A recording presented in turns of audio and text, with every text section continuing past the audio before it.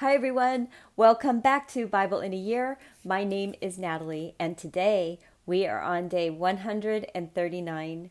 I'm so happy that you're here today and I hope you're doing great. We're going to be reading out of Numbers chapters 30 and 31 today, and then Isaiah chapter 26, Matthew chapter 16, and then we're going to close out the day with Psalm chapter 84, but only verses 5 through 9 today, which is very odd to me because I think there's only like 12 verses in that chapter. So why we don't just finish it, I don't know. This format is kind of silly sometimes. But anyway, it'll be Psalm chapter 84, verses 5 through 9. So let's get started with Numbers chapters 30 and 31. Okay, here we go. Moses spoke to the heads of the tribes of the children of Israel, saying, "This is the thing which Yahweh has commanded. When a man vows a vow to Yahweh, or swears an oath to bind his soul with a bond, he shall not break his word. He shall do according to all that proceeds out of his mouth. Also, when a woman vows a vow to Yahweh and binds herself by a pledge, being in her father's house in her youth, and her father hears her vow and her pledge with which she has bound her soul, and her father says nothing to her, then all her vows shall stand, and every pledge with which she has bound her soul shall stand. But if her father forbids her in the day that he hears, none of her vows or any of her pledges with which she has bound her soul shall stand. Yahweh will forgive her, because her father has forbidden her. If she has a husband, while her vows are on her, or the rash utterance of her lips with which she has bound her soul, and her husband hears it, and says nothing to her in the day that he hears it, then her vows shall stand, and her pledges with which she has bound her soul shall stand. But if her husband forbids her in the day that he hears it, then he makes void her vow, which is on her, and the rash utterance of her lips, with which she has bound her soul. Yahweh will forgive her. But the vow of a widow, or of her who is divorced, everything with which she has bound her soul shall stand against her. If she vowed in her husband's house, or bound her soul by a bond with an oath, and her husband heard it, and held his peace at her, and didn't disallow her, then all her vows shall stand, and every pledge with which she bound her soul shall stand. But if her husband made them null and void in the day that he heard them, then whatever proceeded out of her lips concerning her vows, or concerning the bond of her soul, shall not stand. Her husband has made them void. Yahweh will forgive her. Every vow and every binding oath to afflict the soul, her husband may establish it, or her husband may make it void. But if her husband says nothing to her from day to day, then he establishes all her vows or all her pledges which are on her. He has established them because he said nothing to her in the day that he heard them. But if he makes them null and void after he has heard them, then he shall bear her iniquity. These are the statutes which Yahweh commanded Moses between a man and his wife, between a father and his daughter, being in her youth in her father's house. Chapter 31. Yahweh spoke to Moses, saying, I pause because I have such a big mouth. I would never, ever have survived back then. It just would not have worked. Oh. All right, chapter 31. Yahweh spoke to Moses, saying, "Avenge the children of Israel on the Midianites. Afterward you shall be gathered to your people." Moses spoke to the people, saying, "Arm men from among you for war, that they may go against Midian to execute Yahweh's vengeance on Midian. You shall send 1,000 out of every tribe throughout all the tribes of Israel to the war." So there were delivered out of the thousands of Israel 1,000 from every tribe, 12,000 armed for war.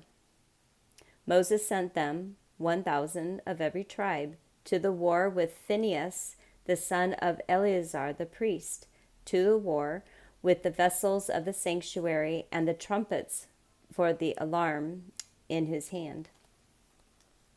They fought against Midian as Yahweh commanded Moses. They killed every male. They killed the kings of Midian with the rest of their slain: Evi, Rechem, Zur, Hur, and Reba, the 5 kings of Midian. They also killed Balaam, the son of Beor, with the sword. The children of Israel took the women of Midian captive with their little ones, and all their livestock and their flocks, and all their goods they took as plunder. All their cities in the places in which they lived, and all their encampments were burned with fire. They took all the captives and all the plunder, both of man and animal. They brought the captives with the prey and the plunder to Moses and to Eleazar the priest and to the congregation of the children of Israel, to the camp at the plains of Moab, which are by the Jordan at Jericho. Moses and Eleazar the priest, with all the princes of the congregation, went out to meet them outside of the camp. Moses was angry with the officers of the army, the captains of thousands and the captains of hundreds, who came from the service of the war. Moses said to them, "Have you saved all the women alive? Behold, these caused the children of Israel, through the counsel of Balaam, to commit trespass against Yahweh in the matter of Peor, and so the plague was among the congregation of Yahweh. Now therefore, kill every male among the little ones, and kill every woman who has known man by lying with him. But all the girls who have not known man by lying with him, keep alive for yourselves. And camp outside of the camp for 7 days. Whoever has killed any person and whoever has touched any slain, purify yourselves on the 3rd day, and on the 7th day, you and your captives. You shall purify every garment and all that is made of skin, and all work of goat's hair, and all things made of wood." Eleazar the priest said to the men of war who went to battle, "This is the statute of the law which Yahweh has commanded Moses. However, the gold and the silver, the bronze, the iron, the tin, and the lead, everything that may withstand the fire, you shall make to go through the fire, and it shall be clean. Nevertheless, it shall be purified with the water for impurity. All that doesn't withstand the fire, you shall make to go through the water. You shall wash your clothes on the 7th day, and you shall be clean. Afterward, you shall come into the camp." Yahweh spoke to Moses, saying, "Count the plunder that was taken, both of man and animal, you and Eleazar the priest, and the heads of the fathers' households of the congregation, and divide the plunder into 2 parts, between the men skilled in war, who went out to battle, and all the congregation. Levy a tribute to Yahweh of the men of war who went out to battle, 1 soul of 500 of the persons, of the cattle, of the donkey, and of the flocks. Take it from their half and give it to Eleazar the priest for Yahweh's wave offering.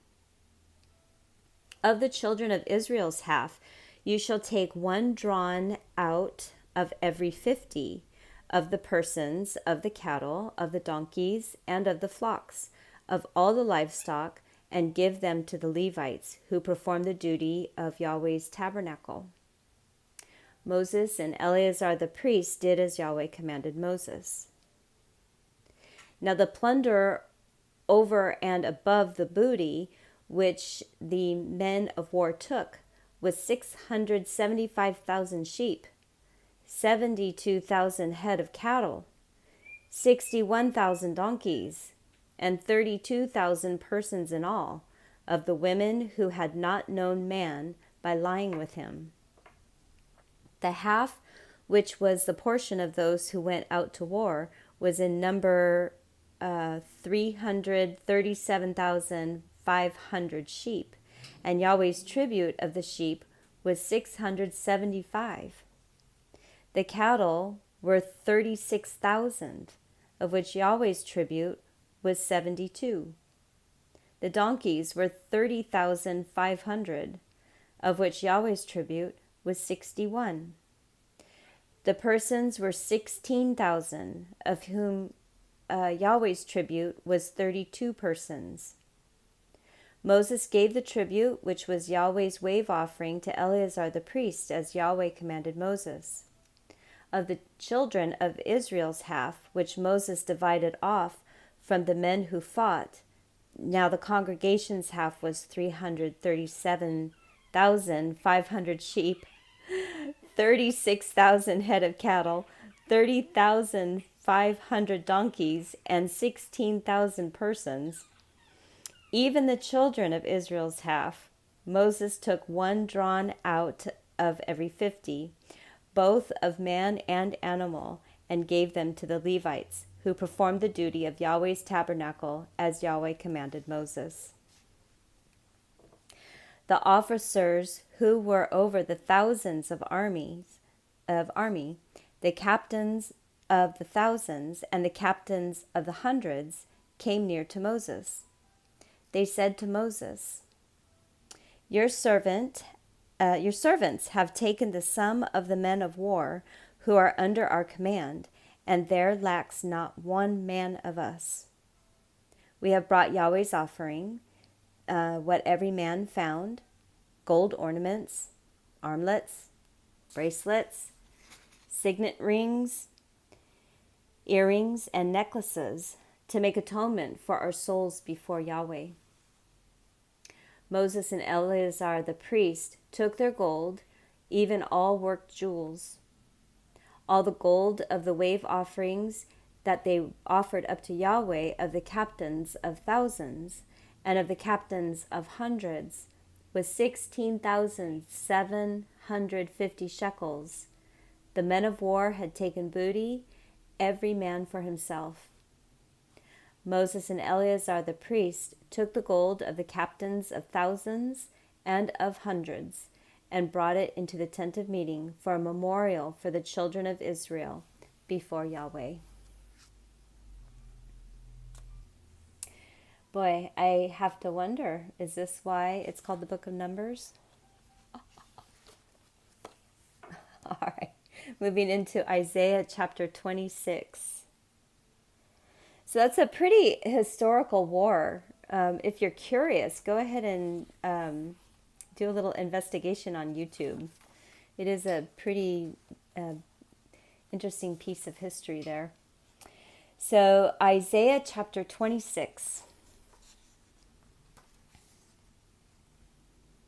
In that day, this song will be sung in the land of Judah. We have a strong city. God appoints salvation for walls and bulwarks.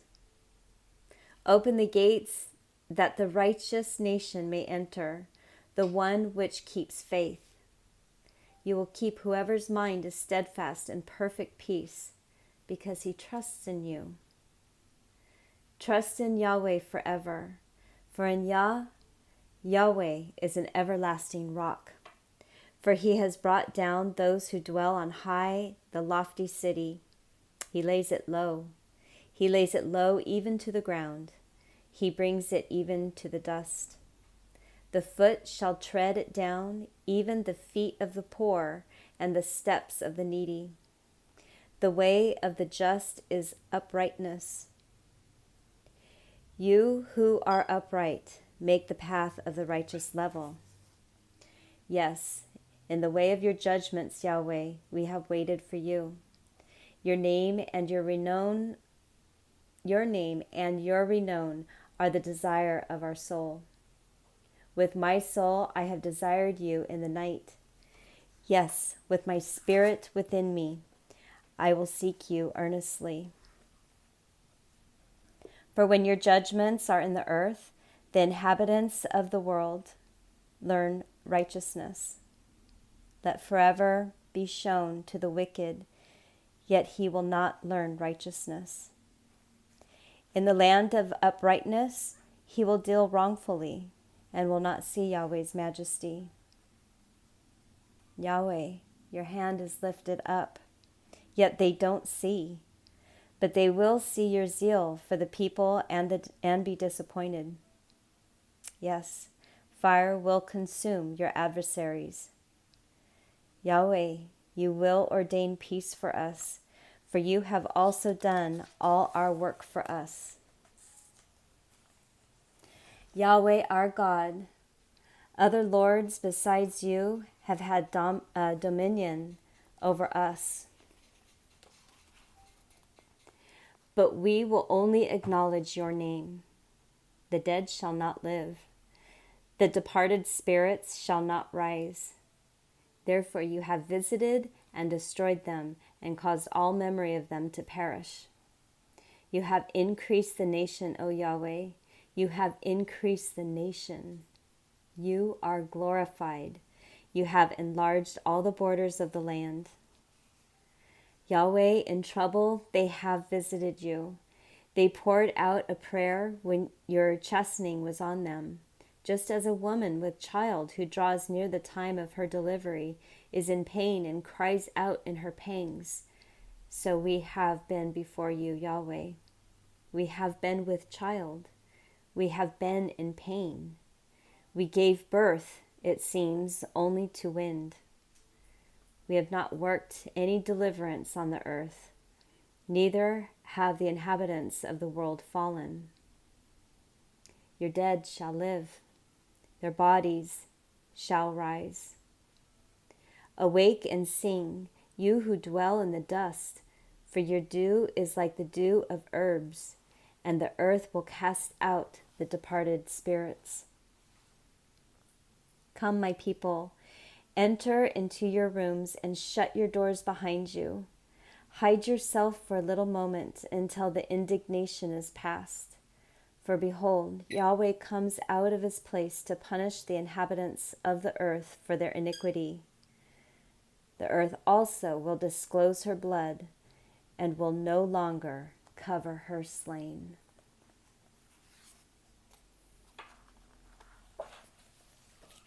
Wow. So guys, I was distracted. That was so beautiful. What a time to be distracted. My Bible is falling apart. I don't know if you can see the binding. Tomorrow you might see duct tape. Because duct tape fixes everything. Okay. Matthew chapter 16.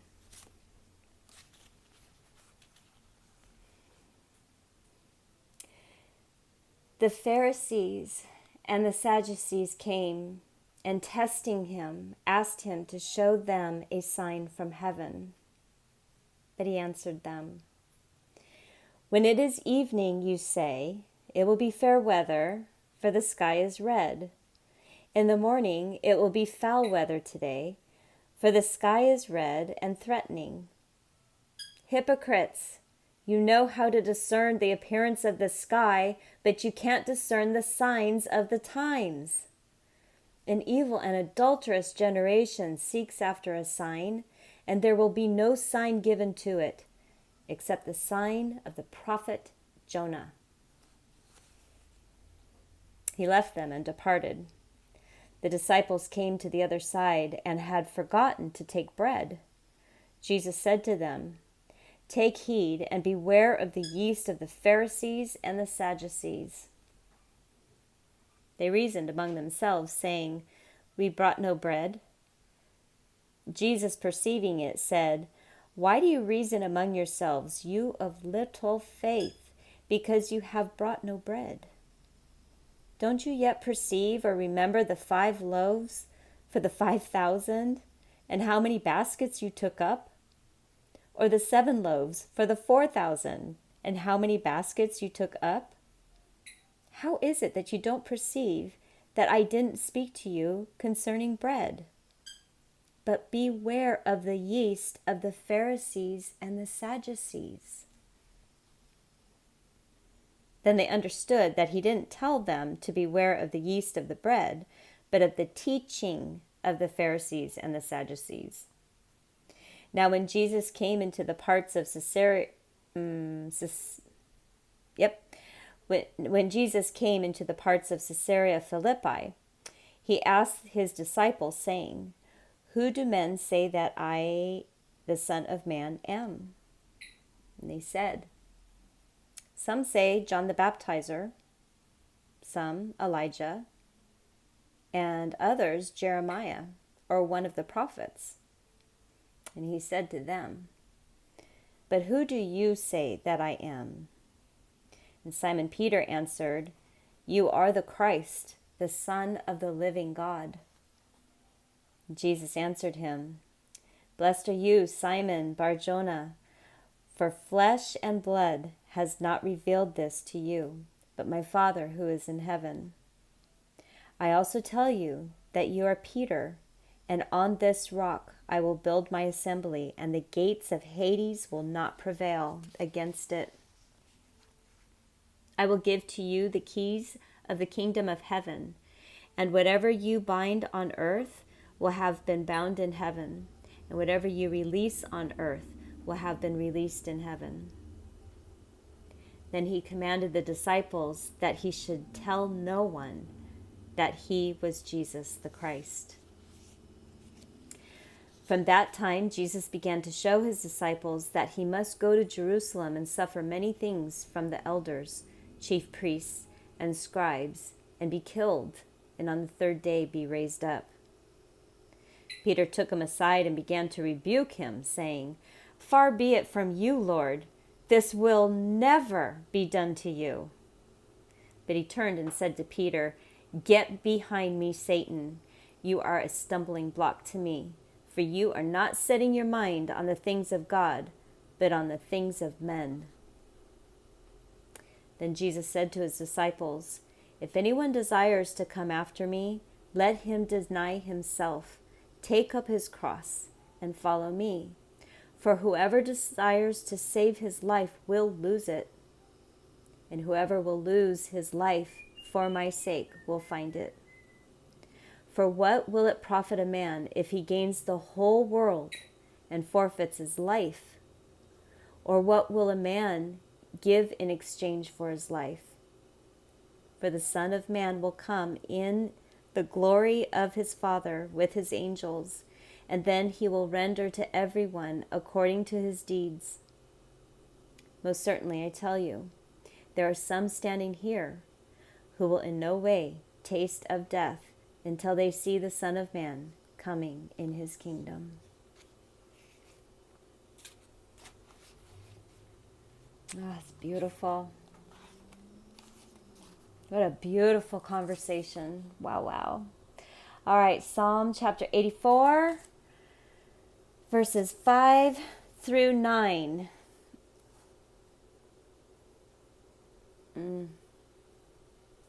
Blessed are those whose strength is in you, who have set their hearts on a pilgrimage. Passing through the valley of weeping, they make it a place of springs. Yes, the autumn rain covers it with blessings. They go from strength to strength. Every one of them appears before God in Zion. Yahweh, God of armies, hear my prayer. Listen, God of Jacob. Behold, God our shield. Look at the face of your anointed.